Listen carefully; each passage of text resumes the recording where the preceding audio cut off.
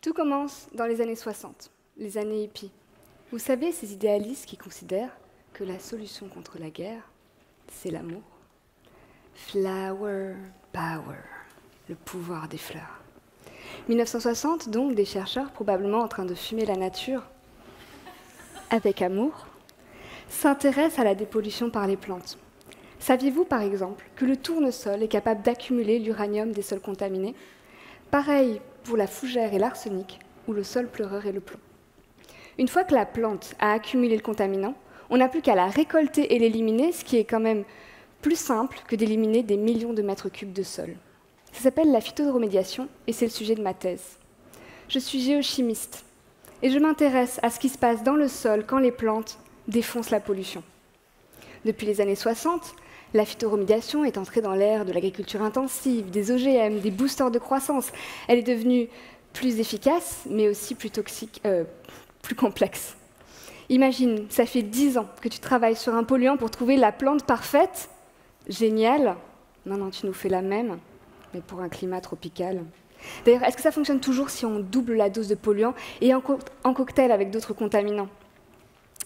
Voilà. Alors moi, j'ai décidé de changer d'approche et de m'inspirer de l'optimisme des hippies. Aujourd'hui, la phytoremédiation, c'est on plante, ça absorbe, on coupe, ça dégage. Et si plutôt on faisait, on attend. On attend. On attend, quelque chose pousse, ça absorbe, on coupe, ça dégage. Si on laissait la nature choisir quelle plante va repousser, est-ce que ça accélérerait le processus? Alors ma thèse est très peace and love, je parle d'amour, de phytoremédiation, mais surtout je parle de drague.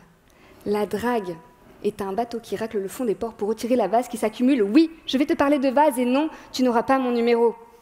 La vase, donc. Toutes mes expériences, je les fais sur de la vase qui a été draguée dans des ports maritimes. Je m'intéresse à l'élément chimique du chlorure. Et je me rends dans des endroits où la vase a été stockée et où des plantes ont spontanément repoussé. J'analyse les plantes et le sol en laboratoire, et ce que j'ai découvert, c'est une compétition. D'un côté, il y a des plantes qui poussent très bien, mais qui n'accumulent pas grand-chose, voire même qui changent le sol dans lequel elles poussent pour que le contaminant reste. Mais il y a d'autres plantes, comme la salicorne ou l'Alimion portulacoïde, qui accumulent énormément. Si ces plantes gagnent, on pourrait décontaminer ma vase en moins de 3 ans. Voilà. Alors, moi, je suis arrivée avec mes velléités pacifistes. Tout ça pour me rendre compte que la nature ne fait pas du tout l'amour, mais bien la guerre.